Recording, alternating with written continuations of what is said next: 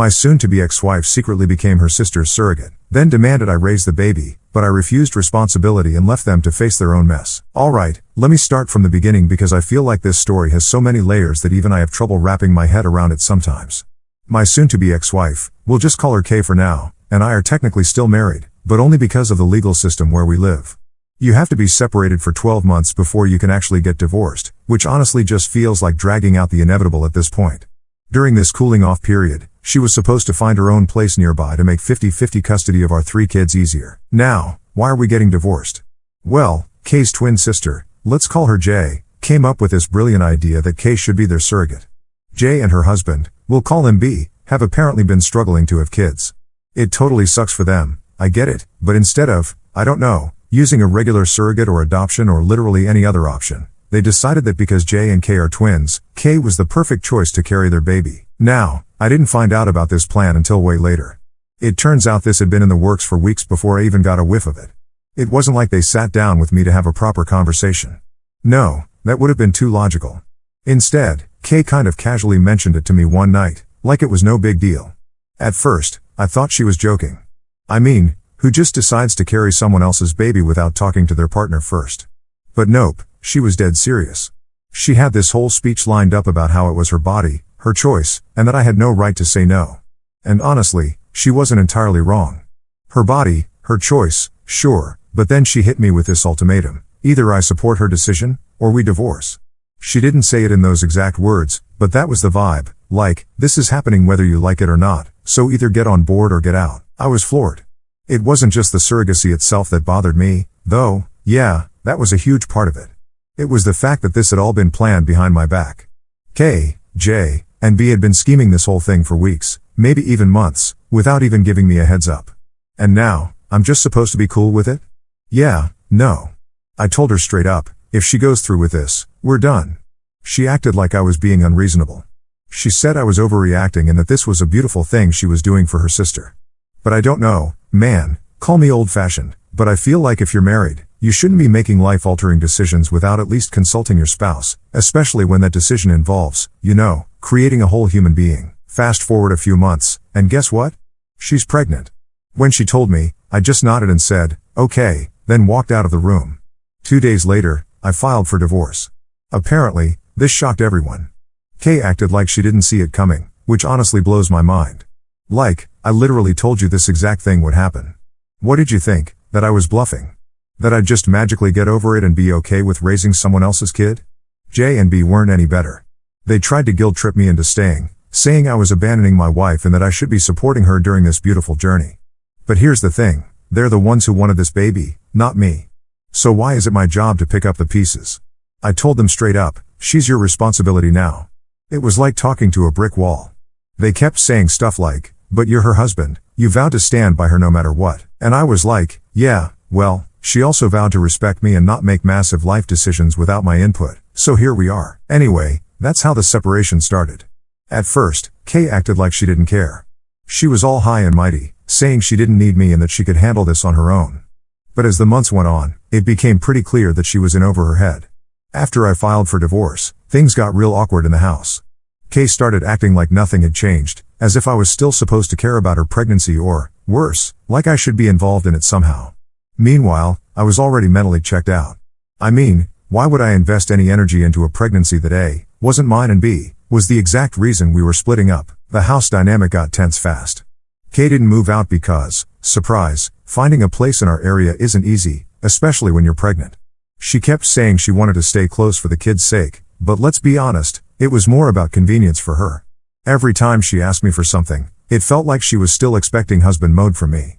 Like, no, I'm not running to the store for pickles and ice cream at 11 p.m. anymore. That's not my job now. She started dropping hints about how stressful everything was and how hard it was to do this alone. At first, I just ignored her. I mean, what did she expect?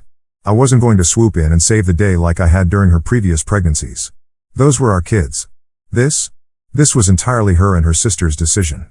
I didn't sign up for any of it. Eventually, the hints turned into outright complaints. She'd say things like, I don't know how I'm going to do this without you, and, it's not fair that I have to go through this alone. I told her, plain and simple, to call J and B. They're the ones who wanted this baby. They're the ones who made all these promises about how amazing this surrogacy journey would be. Let them step up. But of course, they were nowhere to be found most of the time. B, in particular, seemed to be checking out of the whole situation.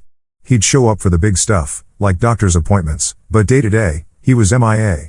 When I asked Kay about it, mainly out of curiosity, not concern, she said he was busy taking care of Jay, who was still recovering from her car accident.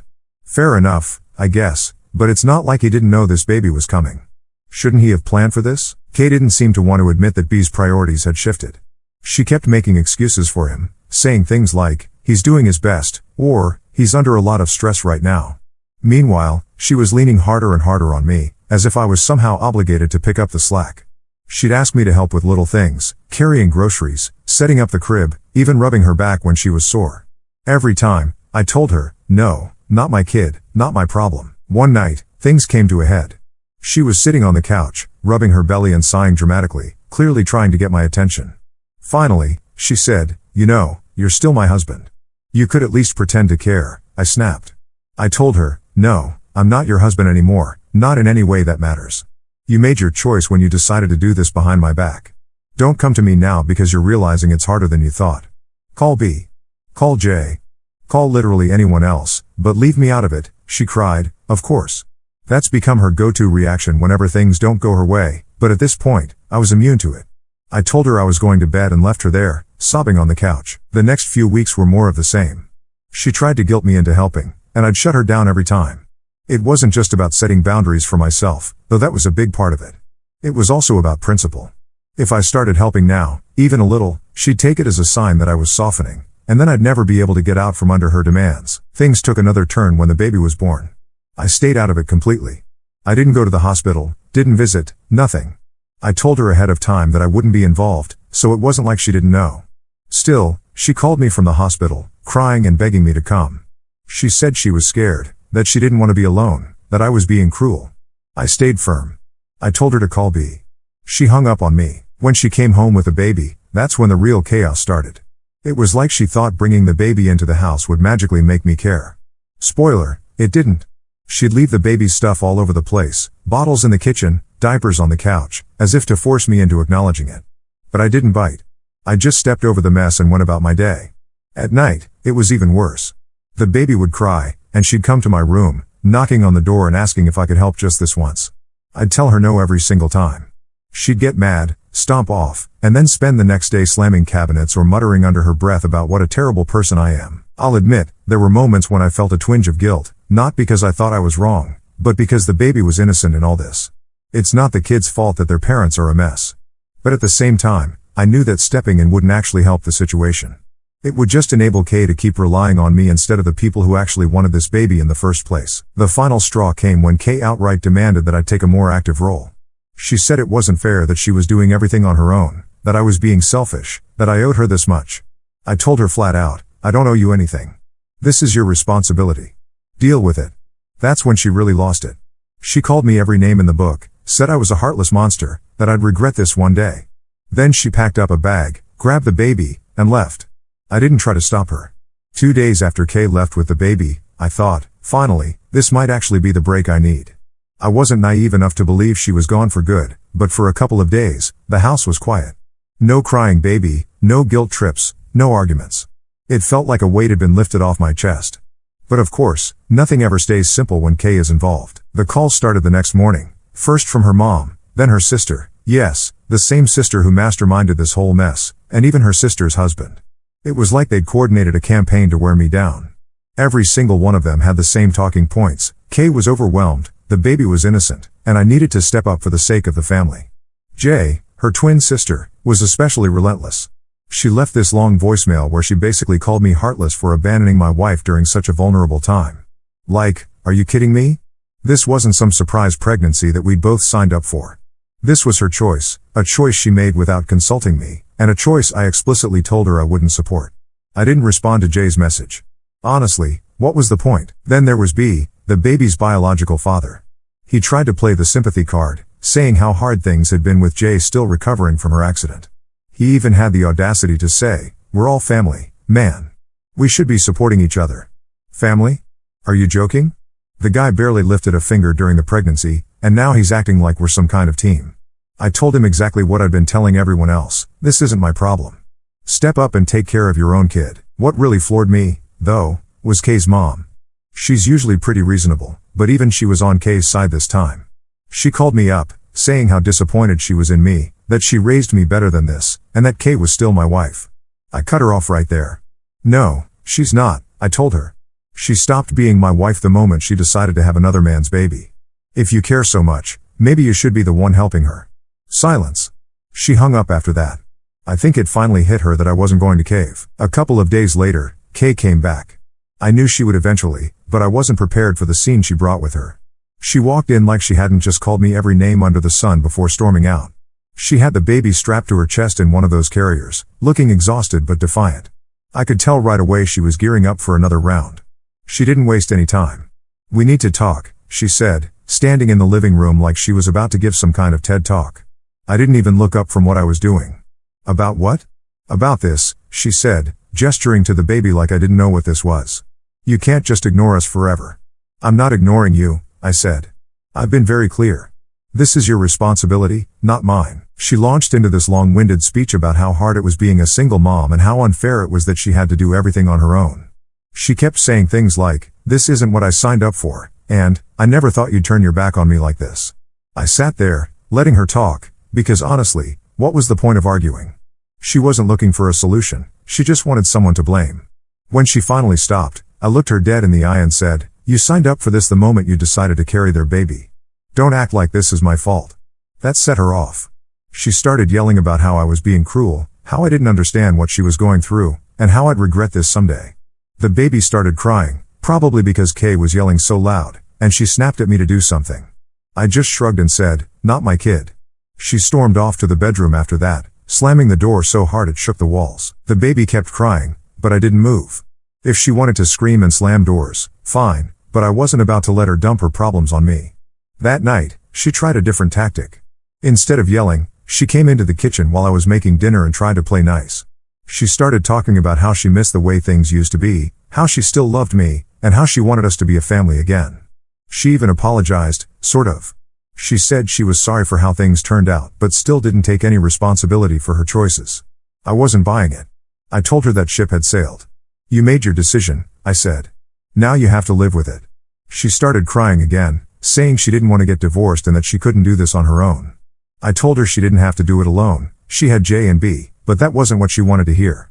She wanted me to swoop in and save the day, just like I'd always done before. But not this time. When I went to bed that night, I could hear her crying in the next room. I didn't feel good about it, but I didn't feel bad either. I felt nothing, and that's when I knew for sure it was over. Whatever love or connection we'd had was gone. She'd burned it all to the ground with her choices. The next morning, she tried one last Hail Mary. She came to me with the baby, looking desperate and sleep-deprived. "Please," she said, "just hold her for a little while so I can sleep. I haven't had more than 2 hours in days." I looked at her, and for a second, I almost caved. Almost. But then I thought about everything that had led up to this moment. How she'd lied, how she'd betrayed my trust, how she'd dragged me into a mess I never agreed to. And I said, "No. Call B. He's the father. He should be helping you." She looked like I'd slapped her. "You really hate me that much, don't you?" she said, tears streaming down her face. "I don't hate you," I said, "but I'm not going to let you guilt me into cleaning up your mess. This isn't my responsibility, and I'm done pretending it is." She left again after that, and this time, I think it might be for good. Her mom called me later, saying Kay was staying with her for now. I told her that was probably for the best. Maybe now I can finally get some peace. "Okay, it's me again. Here's what's been going on." 3 days after Kay left the second time, things settled down for a while, but not in the way you might think. The house was quiet, sure, but it wasn't peaceful.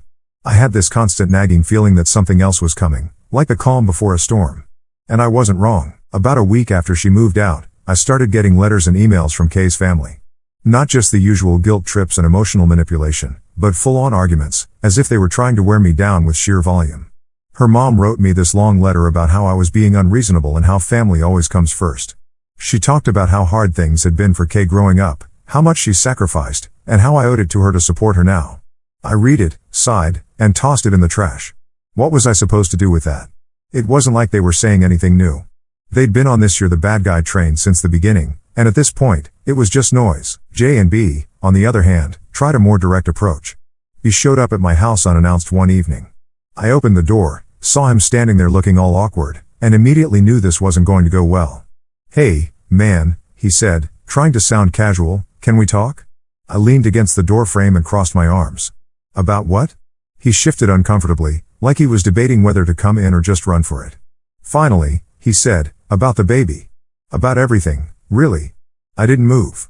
"Say what you need to say." He looked surprised, like he thought I'd invite him in or something. "Not a chance." He started rambling about how hard things had been for him since Jay's accident, how he was trying to juggle everything, and how he really needed me to step up and help out for Kay's sake. "For Kay's sake?" I repeated, cutting him off. "This has nothing to do with me. That's your baby. Your wife's sister agreed to this, knowing full well what it meant. Why are you even here?" He looked flustered. "It's not just about the baby. It's about family. We're all connected in this." I couldn't help but laugh. "No, we're not. You, Jay, and Kay decided all this behind my back. You excluded me, and now you're acting like I owe you something. Get real." He tried to argue some more, but I wasn't having it. I told him to leave and not come back unless it was to take full responsibility for his kid. He didn't like that answer, but he didn't have much of a choice. He left, muttering something about how I'd regret this. Maybe I will, maybe I won't. Either way, it's not my problem. Meanwhile, Kay was still at her mom's, and I thought maybe, just maybe, she'd finally started to figure things out. But nope. Instead, she started using the kids as leverage. She called one night and asked if she could come over to spend time with them. I said, sure, because they're still her kids, and I'm not going to keep them from her. When she showed up, though, it was clear she had an agenda. She spent the whole evening talking about how hard things were for her, how the baby kept her up all night, and how she just needed a little help to get back on her feet. She even brought up the idea of moving back in, just until she could figure things out. I shut that down immediately. "No," I told her. "You made your choice. You don't get to come back here and act like nothing happened." She tried to argue, of course. She said it wasn't fair to the kids to keep their family apart and that I was being selfish. I reminded her that she was the one who decided to blow up our marriage for her sister. "You don't get to play the victim here," I said. "You chose this. Now live with it." That was the first time I saw real anger in her eyes. Up until then, it had mostly been sadness, guilt-tripping, and frustration, but this was different. She looked at me like I was the worst person on the planet and said, "You'll regret this one day, I promise you." Then she grabbed her stuff and left, slamming the door behind her. The weeks that followed were surprisingly uneventful. I settled into a routine with the kids, focusing on giving them as much stability as I could. They asked about their mom sometimes, why she wasn't living with us, why things were different, but I kept my answers simple. "Mom and I are figuring things out," I'd say, "but we both love you very much." It wasn't a lie, exactly. I still loved my kids more than anything, and I knew Kay did too, in her own way. But that didn't change the fact that we were on completely different paths now. She'd made her bed, and I wasn't about to climb into it with her. That said, I couldn't help but notice how much lighter I felt without her constant presence. For the first time in years, I wasn't walking on eggshells or dealing with her drama. It was just me and the kids, figuring things out one day at a time, and honestly, it felt good. Then came the legal stuff. Divorce proceedings officially started, and that opened up a whole new can of worms. Kay's lawyer tried to paint me as the unreasonable one, saying I'd abandoned her during a difficult time and refused to help with the baby. My lawyer countered with the facts: the baby wasn't mine, I had no obligation to help, and Kay had made the decision to go through with the surrogacy despite my objections. It was messy, but I wasn't worried. The truth was on my side, and I had plenty of documentation to back it up: texts, emails, even voicemails. All of it showed that Kay knew exactly what she was doing and that I'd been clear about my boundaries from the start. Still, it was exhausting. Every time I thought I was done dealing with her drama, something new would pop up. Her family kept reaching out, trying to guilt me into making things right. Even Jay and B tried to mediate, as if they had any right to tell me how to handle my life. I ignored them all. I'd spent enough time cleaning up Kay's messes, and I wasn't about to start again. Now, through it all, one thing became crystal clear: I was done. Done with the guilt, done with the manipulation, done with the constant drama. For the first time in a long time, I felt like I was finally in control of my own life again. And no matter how much Kay and her family tried to pull me back in, I wasn't going to let them. This was my chance to start over, to rebuild, to focus on the things that really mattered: my kids, my own happiness, and a future where I wasn't constantly cleaning up someone else's mess. And for the first time in months, I felt like that future was within reach. Here's what has been going on. After weeks of back and forth drama, I finally got a taste of what my life might look like without Kay's constant chaos. It wasn't perfect. I was still navigating how to balance work, being there for my kids, and the mess that was the ongoing divorce, but for the first time in a long time, it felt like things were heading in the right direction. Kay stayed with her mom for the most part, which made things less tense around the house. She still had her visitation days with the kids, and while I wanted to keep the peace for their sake, it wasn't always smooth sailing. During one of her visits, the kids came back talking about the baby. My youngest asked if their new sibling was going to live with us eventually. That hit me like a punch to the gut. I had to sit them down and explain carefully that the baby wasn't their sibling in the way they were thinking. I told them that the baby was staying with their aunt and uncle and that while their mom had helped bring the baby into the world, it didn't mean they'd be living with us or playing the same role as a brother or sister. My oldest nodded, clearly trying to act like they understood, but I could tell they had more questions. My youngest just asked, "But why isn't the baby like us? How do you explain surrogacy to kids? How do you make them understand that their mom's choices had nothing to do with them while also being honest without bad-mouthing her?" I did my best, but that conversation stuck with me for days. Meanwhile, I had my own life to sort out. The divorce wasn't just emotionally draining, it was financially draining too.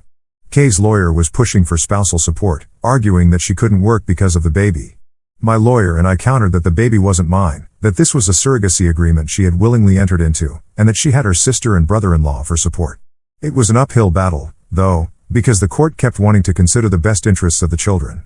Of course, I wanted what was best for my kids, but I wasn't about to let Kay use them as leverage to squeeze more money out of me. To make matters worse, her family started meddling again. Jay sent me this long, dramatic email about how I was punishing Kay for doing something selfless and how it wasn't fair for her to be struggling while I was living comfortably. First of all, I wasn't exactly living in luxury. I was juggling work and raising 3 kids on my own. Second, Kay's struggles weren't my responsibility anymore. She made her bed, now she had to lie in it. Still, the email got under my skin. It wasn't that I cared what Jay thought of me, but it was frustrating that they kept spinning this narrative where Kay was some kind of martyr and I was the villain. I wanted to reply, but I knew it wouldn't do any good. They'd already made up their minds about me, and no amount of explaining was going to change that. One surprising thing that came out of all this was how much closer I got to my own family. My mom, who had been my biggest supporter from the start, stepped up in ways I didn't expect. She started coming over more often to help with the kids, whether it was cooking dinner, helping with homework, or just giving me a break when I needed it. She also wasn't shy about telling me when I was being too stubborn or when I needed to lighten up.